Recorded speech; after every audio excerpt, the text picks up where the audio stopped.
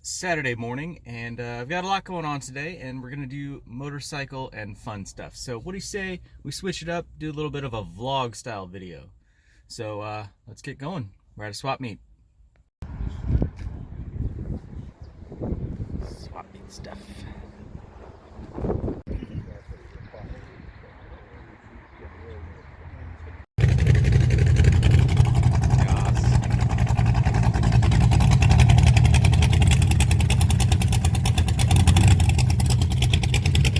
Alright, well, nothing I have to have, but this C4 is pretty sweet. I love how these are coming into their own now.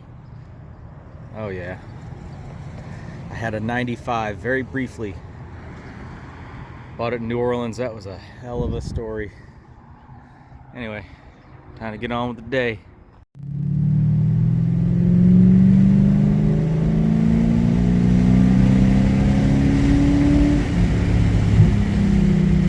Alright, we're back in the warehouse. Got the car parked, and let's talk about the bikes. So, CB750 is here. It's ready to go. I do, of course, always have things I want to do to this, but we have a gap over here where the red CX500 is, and that is actually currently back in my van. And part of the mission going forward is to get that bike up and going. So I've been working on a good video for you guys on what to do there. And then just to address something, CBX, I get asked every day via email or comment on what the status of this thing is. And I've talked about it, you know, in nauseam, and I do really appreciate you guys just continually being interested in it. But yet again, the CBX has just been on the back burner because I have so much going on. And there's just been a lot of business changes and life changes and things like that. And unfortunately, the CBX did go to the back burner. But it is still a top priority mission right now. Once I get into my new workspace, I'm going to get a vapor hone. And once I do that, then I can kind of take all of this and I'll have more space to actually get it done. So the mission for the CBX is to clean up the block and the cylinder head, go ahead and get some new guides in there, potentially some new valves, and then it will be assembled. So we'll at least have the engine done. And then from there, we can we'll probably do a test run stand and play around with it in there, but then I can turn my attention to the chassis. So I have other ideas for that. So I'm going to do all my own plating. So I need to go ahead and get that kit, but space is at a premium. So I can't work out of this area. And then now it's all completely filled up with, you know, stuff from my dad's house from that recent trip. So additional complications, but yeah, time to head home and get to work. All right, well, today we're working on a lot of stuff, and it's all fuel related. So I'm actually having a little bit of an issue with the idle jets on, or at least idle in general on the CX500. It was good 3 weeks ago, and when I just got home, didn't want to idle right. So I got to dig into that a little bit. But beyond that, I have a set of KZ1000 carbs in here cooking, and these things are pretty disgusting.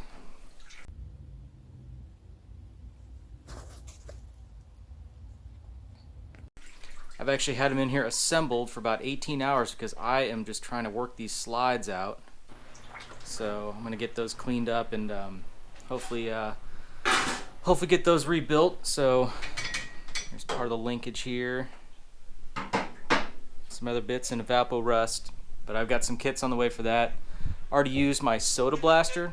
I think a lot of people have not seen this, but it's just a sandblaster with baking soda in it that I use to kind of clean the carb bodies. It's a piece of crap. I don't recommend it, but if you have nothing else, or if this is a decent option for you, it's going to be a great option. But I'm going to step it up to a vapor hone as soon as I get into my new place. So the bench is chaos right now. We had some key and CVs torn apart last night from my buddy's CB1100, which I'm sure you'll see. And of course I'm watching some Motorcycle Rewind. Eric's sitting here trying to get this CB200 going, and it's I don't know, it might be about time he lights it on fire. I don't know. I know it's driving him crazy. But for now, I'm going to go ahead and move stuff out, get a little bit more leg room in here, and start working.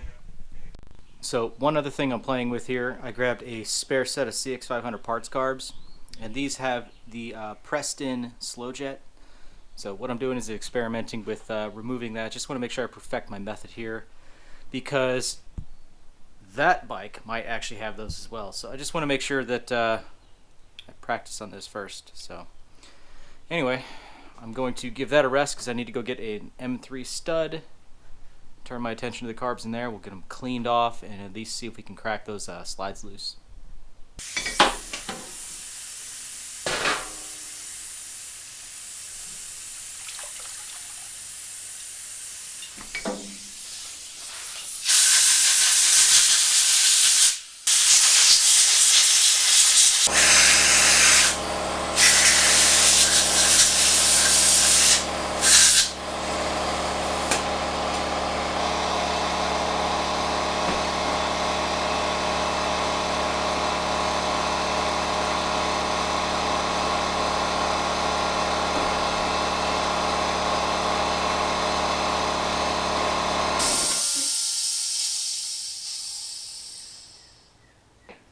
So I'm using a piece of plastic underneath the slide so I don't mar it up. But that got it to move that time, so that is progress.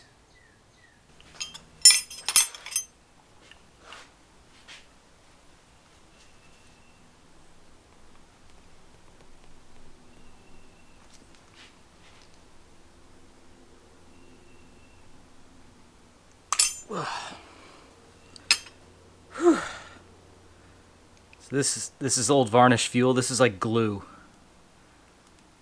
And it's sticky right there. The slides themselves, they're really good. They're not scarred up, but oh my gosh. A lot of varnish fuel in this one. I know these things look really crummy right now. I got to soda blast them still, but man, pretty crazy. Never had slides this hard to remove.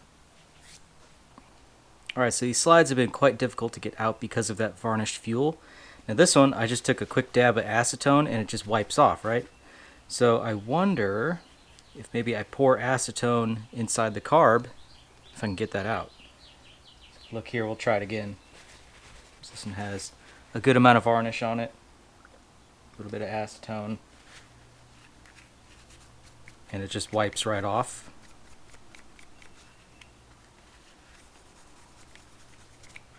So that might be our trick right there. So I've had these things in the ultrasonic for like 18 hours, just trying to use the heat and stuff to break it down, but maybe it just didn't stand a chance. So let's try that. Alright, so I just pulled this one out of the tank. I have not put anything on it. And the way I've been doing this is I've been using just a clipped in half plastic razor blade put under the slide to keep anything from going like metal on metal. And I insert the driver underneath and I try to force it up. Now that does not want to move. So for the sake of science, let's just dunk it full of acetone. It's soaking in. Put a bunch in through the top and then through the back here. You remember that little cut on your hand?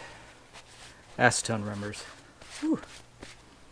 Alright, that's been soaking for just a second. Let's try it again, the exact same thing.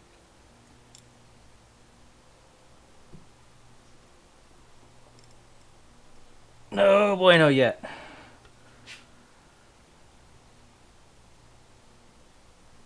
Alright, it's moving, but that's about the force it was taking before anyway, so I can't really count that as a win yet. Oh my gosh, these things are in there.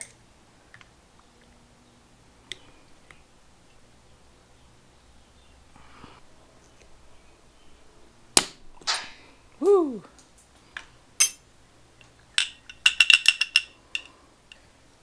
Part of the razor blade got clipped in half. Let's try it from this side.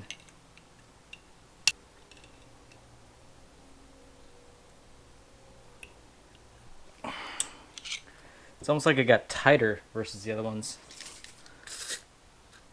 Let's go with WD. That's what I was using on the other ones.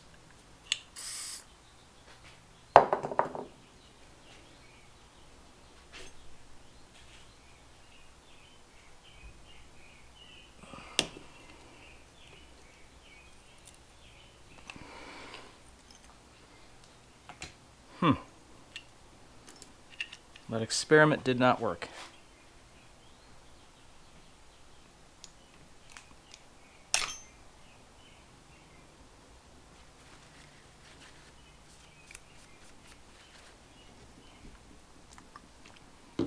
I'm wondering if it just made it sticky and like glued itself. Okay, well now we know. No damage. Slides look really, really good. Hardly a mark on them, which is great. Now we know.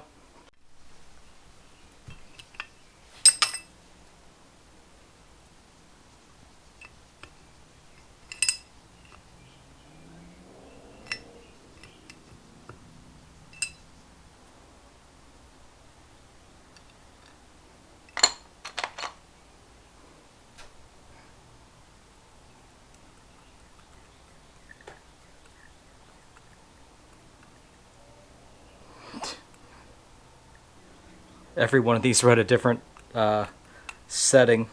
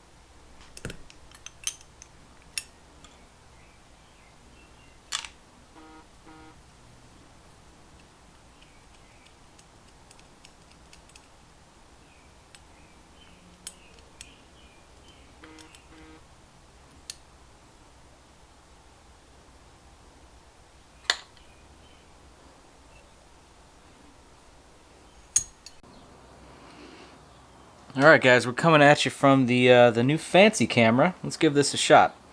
So I've drilled the actual jet with an M3, or drilled and tapped it. And then basically what I'm doing is I have a wing nut on a stud here. So I can do this by hand.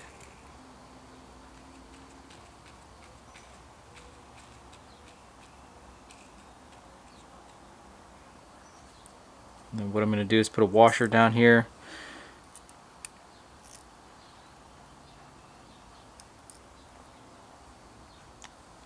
Thread this in.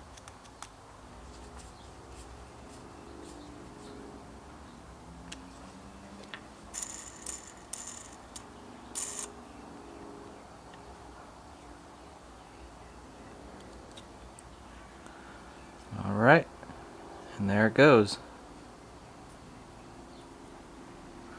And there's the jet.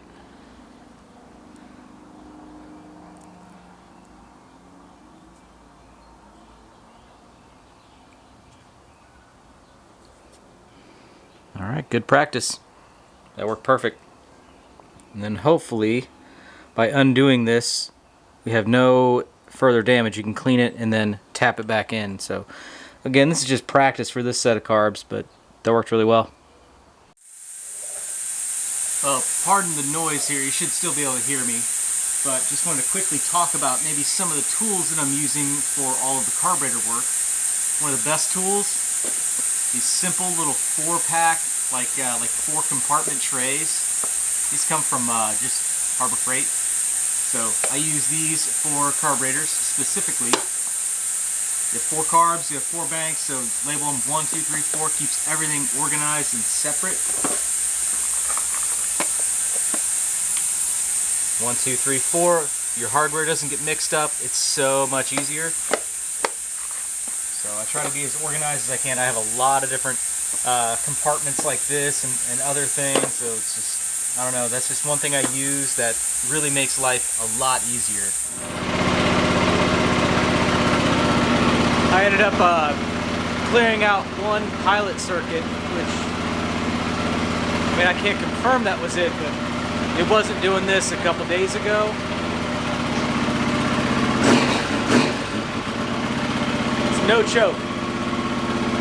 It's exactly how it was before, so I feel a little bit better. Been a rough day.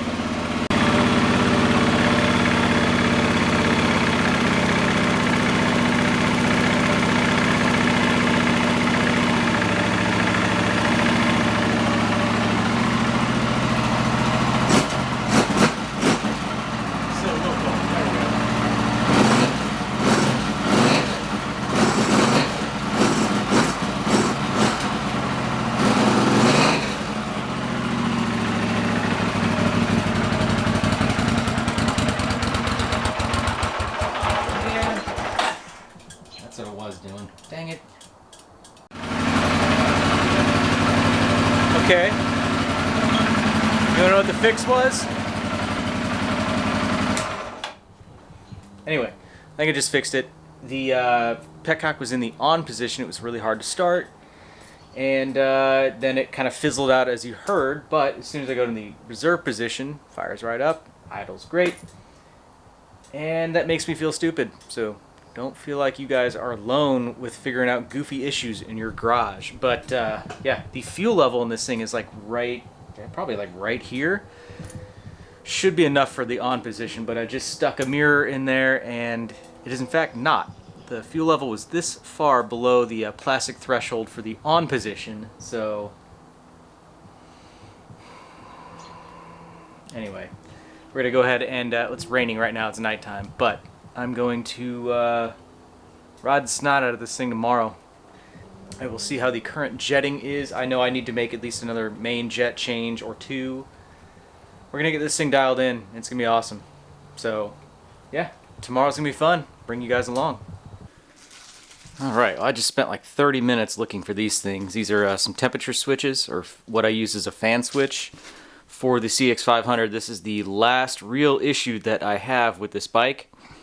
The fan switch on the bottom here, it turns on no problem. Like, it turns on at the right temperature and stuff, but for some reason this one just has failed to ever turn the fan back off. And what's weird is, you know, it's below its temperature threshold. As soon as you unplug it, let the fan spin down, and then plug it back in, it will stay off until it's commanded to turn back on. So, yeah, just a faulty little switch, and we're going to have to drain the coolant. Should be fun. And then we will replace that switch, get this thing up and going. Now, if you guys are unaware, this bike does have an electric fan on it. You notice it's still unplugged down there. That is just a main thermo switch, but I do have it on an auxiliary control. Okay, and you can kind of monitor that and keep better control of it, like on the trail where this bike is destined to go. So it's a neat little setup, and I've used it before.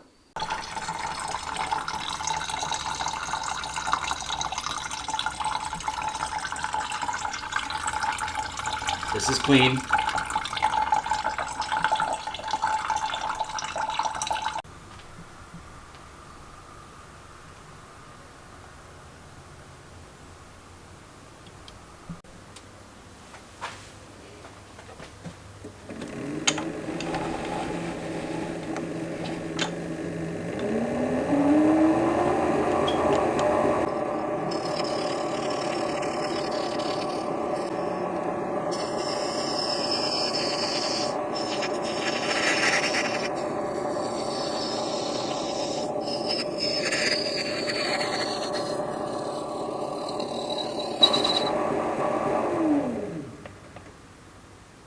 Oh no, I went through on that one.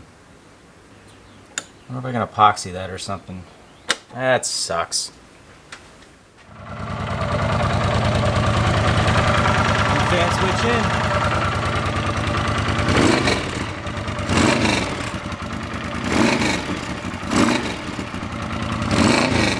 I love how this thing sounds.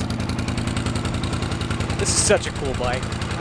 The customer's gonna love this thing.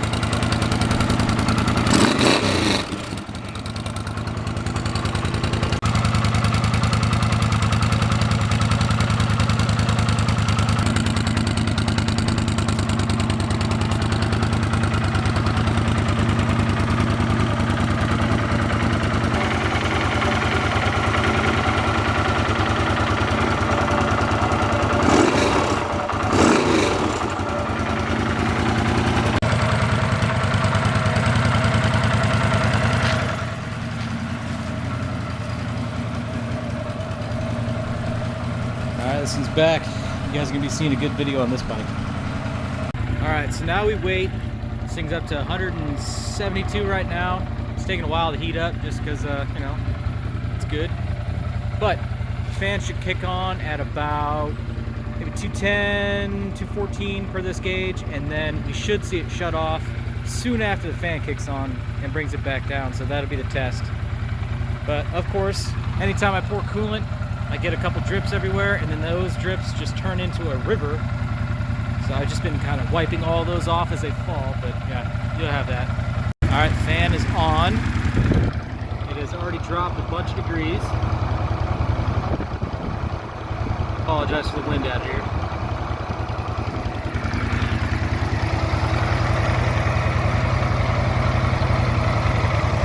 Come on, little guy, you can do it.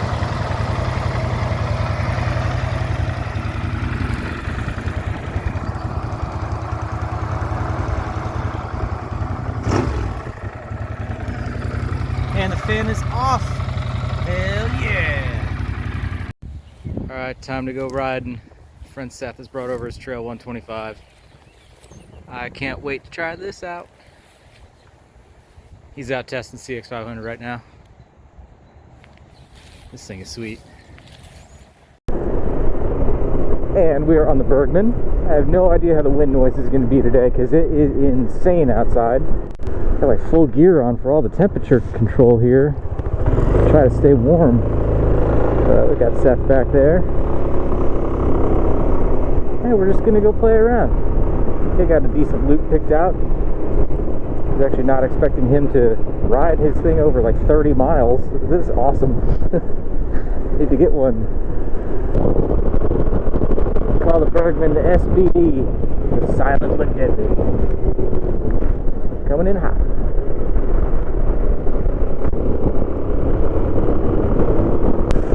Yeah.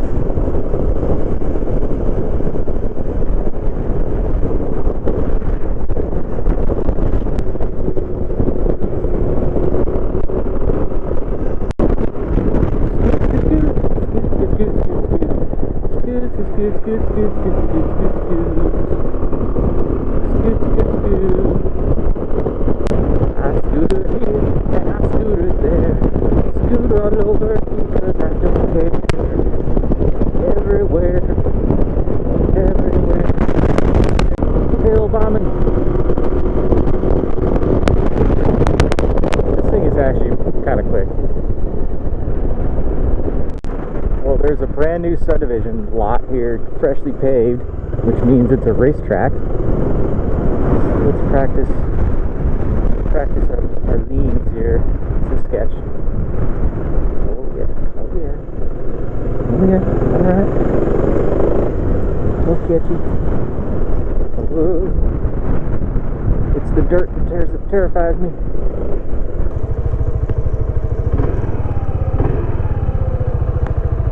It's like a racetrack. It really is. Yeah.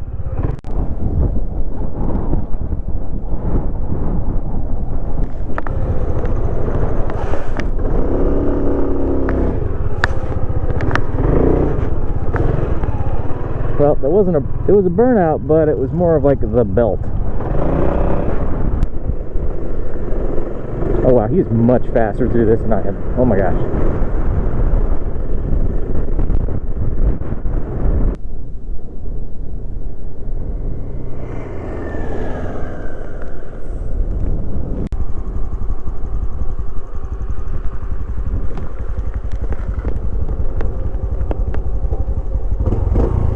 Oh yeah.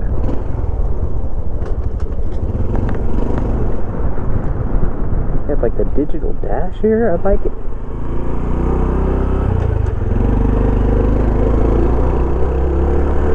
Oh, I need one.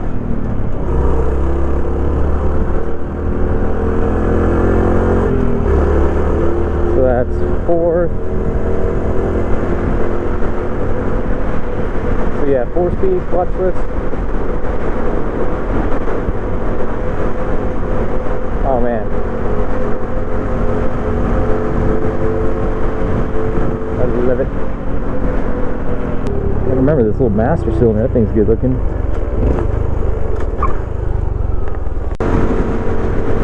like this thing. I'm gonna have to remember to look for this master cylinder as well as this control here. The way the cable routing is over the lever, I always like to try to remember stuff like that because I use that on newer bikes or on builds. You know, you just rewire it. I do that quite often. I try to use an OEM type control. I like the fit and finish better. You know, they've got millions of dollars invested in this stuff. Oh my god, I love this thing. This is textbook example of slow car fast is always better than fast car slow.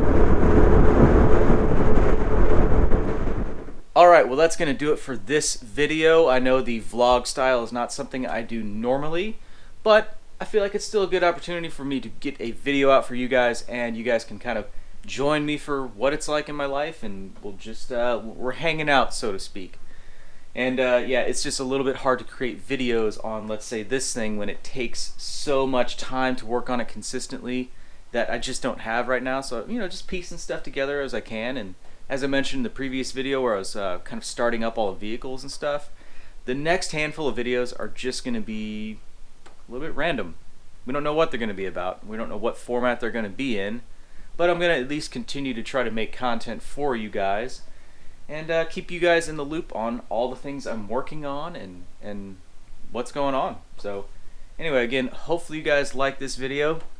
I apologize if you don't want Bergman content. You're going to get Bergman content. I know nobody asked for that. If you had it, you'd be riding it, playing around with it, having fun with it. So yeah, Bergman. Okay, you guys are going to get it. Get used to it. That's what I'll say.